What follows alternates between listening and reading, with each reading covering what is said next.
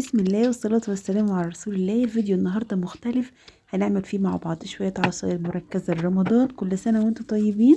تطلعيها بس في الخلاط بتاعك مع شوية سكر وما تشيليش هم العصير طول الشهر.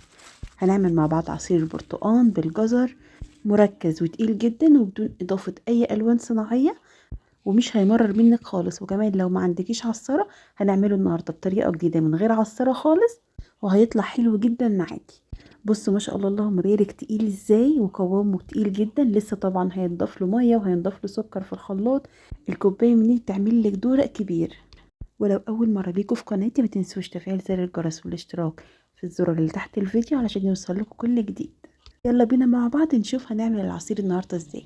معايا هنا 2 كيلو ونص من الجزر، بدأت اقشرهم بالمقشرة بتاعتي. احلى حاجة في تقشير الجزر المقشرة، بتطلع القشرة بتاعته رقيقة جدا وكمان بتسهل عليك الموضوع افضل من السكينة بكتير. السكينة بتهدر في الجزر في القشر بتاعه، وكمان بتبقى مش سهلة خالص في التقشير. مسكت الجزر كله وانا جايباه كبير علشان يسهل عليا موضوع التقشير والتقطيع. بالمقشرة بتاعتي قشرته كله. والجزر دلوقتي مالي السوق، سعره قليل جدا مش غالي خالص. يعني انا عايزه اقولك ان انا بخزن الجزر كمان لوحده كده صحيح في الفريزر. بكيس منه مكعبات كده للبسله، وكمان بخزن منه مبشور للصواني. معظم الاكلات انا بحب ادخله في معظم اكلي، بيدي الاكل كده سكاره حلوه قوي وبيبقى طعمه مميز في الاكل. وده طبعا غير القيمه الغذائيه للجزر بتاعنا. عاوزه اقولك ان ممكن تضيفي بطاطا تعزز لك اللون والطعم. تجيبي بطاطا وتقشريها وتسلقيها مع الجزر كده وتنضرب في الخلاط، بتدي لون حلو جدا جدا. انا ما بعملش عصير المانجا غير بالبطاطا، جربوها وتعجبكم جدا جدا. المهم بعد كده هنسلقه سلقه كويسه قوي قوي علشان يبقى سهل ان هو ينضرب في الخلاط معانا. عايزه اقولك ان ممكن تخزني الجزر كده صحيح، وتخزني البرتقال برضو صحيح لوحده، كل حاجه لوحدها. ووقت ما تيجي تستعمليها تطلعي الجزر والبرتقال وتحطهم في الخلاط مع بعض وتعملي الخطوات اللي احنا هنعملها دي. يعني ممكن تخزنيه من دلوقتي من غير سلق ومن غير، مجرد بس هو تغسليه وتقطعيه وتكيسيه.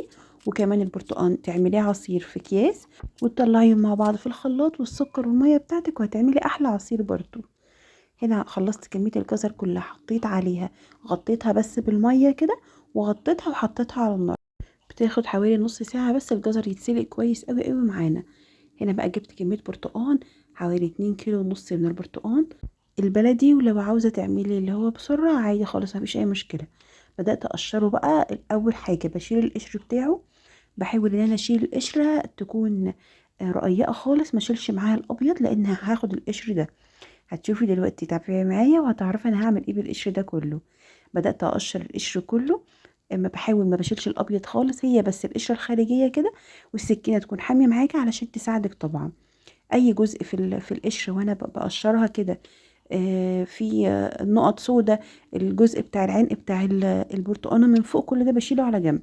انا عايزه بس القشر نضيف ورقيق جدا، والجزء النضيف اللي في البرتقانه قشرته كله. عايزه اقول لك ان القشر ده هتعملي بيه احلى بودره تانك اللي بنشتريها من محلات. تعملي بيها الكيكه وتستخدميها بدل فانيليا البرتقال طول السنه. ولو ما عندكيش فانيليا بتستخدمي منها معلقه، بتبقى حلوه جدا جدا. تاخدي القشر ده زي ما هو كده، بعد ما اتغسل بيتنشف في صينيه في الشمس او في البلكونه او حتى على رخامه المطبخ لحد ما بينشف خالص معاكي. بعد كده اهو، بصي بصي جميل ونضيف ازاي. حطيته في صينيه في البلكونه، وبعد كده تطحنيه في مطحنه الخلاط، يبقى عندك بودره تانك جاهزه مركزه حلوه جدا، مش هتضطري تشتري من بره خالص. تحطي بقى منها معلقه على الكيكه، معلقه على المربات، معلقه على العصير زي ده. هتبقى حلوه جدا جدا، وما تخافيش مش هتبقى مرره خالص. هنا بقى بدات اقشر برتقان القشره البيضه اللي دي بقى اللي بتمرر العصير معاكي.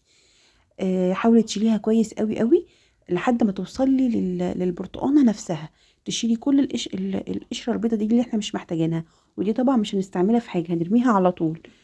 هنضف كده كل كميه البرتقان اللي عندي، وبعد كده ابدا اقطعها. وفي الوقت ده الجزر بيبقى على النار بيستوي معايا. طبعا بعد ما يستوي اسيبه يهدى شويه كده علشان اقدر اضربه كويس في الخلاط، ما يبقاش سخن قوي على الخلاط بتاعي. ممكن تحطي في خطوة الجزر وهو بيتسلق تحطي له سكر على النار، وبعد كده تستخدميه هو والميه بتاعته، تضربي الميه بتاعته بالجزر في الخلاط عادي خالص. انما انا النهارده مش هحط سكر خالص، انا هخزن الاكياس بتاعتي كده وهحط السكر وقت الاستخدام. يعني لما اطلع الكيس من الفريزر اضربه في الخلاط بتاعي، هحط عليه السكر والميه الساقعه وقتها وبس كده. البرتقال البلدي خلاص ماشي من السوق، يا دوبك نلحق نخزن منه شويه كده علشان ينفعنا في عصاير رمضان. كل سنه وانتم طيبين. هقطع كل كمية البرتقال اللي عندي.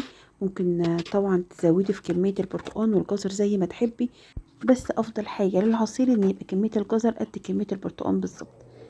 يعني انا هنا عملت 2 كيلو ونص من البرتقال، معاهم 2 كيلو ونص من الجزر. 2 كيلو ونص من البرتقال بيطلع لك عصير حوالي كيلو، مع الجزر بيبقى حلو جدا جدا. مش بتستخدمي اي الوان صناعية ومش بتحتاجيها خالص. البرتقال الدواير ده بيفكرني بكيكة البرتقال، بنحطه فيها كده دواير، بيبقى شكله وطعمه حلو قوي قوي فيها. هنبقى نعملها سوا بإذن الله. هنا بقى جبت الخلاط بتاعي، حطيت كمية برتقال معاها كمية من الجزر، وبدأت احط حوالي نص كوباية مية. انا مش عايزاه خفيف قوي، انا عاوزاه مركز، لاني بعد كده انا هضيف مية على حسب ما هحتاج. انا هخزنه معايا كده اكياس تقيل، هينفع معايا جدا في العصاير. وعايزه اقولك انه هينفع معاكي في المهلبيه، ينفع معاكي في المربى. زي ما هو كده بعد الخطوات اللي احنا خلصناها دي، خديه بالظبط كده بعد ما تصفيه، وخديه حطي عليه السكر وعصرة الليمونة وحطيه على النار، هيطلع لك بأحلى مربى. او سكر ونشا وتعملي احلى مهلبية جزر بالبرتقال. هو فعلا طعمه بيبقى حلو جدا ويستاهل ان هو يتعمل بيه وصفات كتيرة قوي. هخلص كل الكمية بتاعتي. نيجي بقى لأهم خطوة في العصير بتاعنا، هي انك تصفي العصير، لان بيبقى فاضل من القشرة بتاعة البرتقال بتنضرب في الخلاط، دي ممكن تمرر معاكي العصير جدا. ناس كتير بيشتكوا ان عصير البرتقال لما بيعملوه بالطريقة دي بيمرر معاهم، لان اهم حاجة تخلصي من القشرة البيضة دي. دي بتتفضل في الخلاط بعد ما بتصفيه، بيطلع كل القشر ده وكمان البذر في المصفى بتاعتك. انا صفيتها في المصفى دي، وبعد كده كمان حطيتهم في مصفى اضيق من كده عشان اتاكد ان ما فيهمش اي شوائب خالص، وبكده عمره ما يمرر منك. بص بقى ما شاء الله اللهم بارك، كل كميه العصير دي طلعت من الجزر والبرتقال اللي احنا عملناه، مركز جدا وتقيل جدا جدا جدا، وفعلا مش هتحتاجي العصاره خالص. لو وصلت لحد هنا ما تنسيش تضغطي لايك واشتراك تحت الفيديو علشان يوصلك كل جديد. والسلام عليكم ورحمه الله.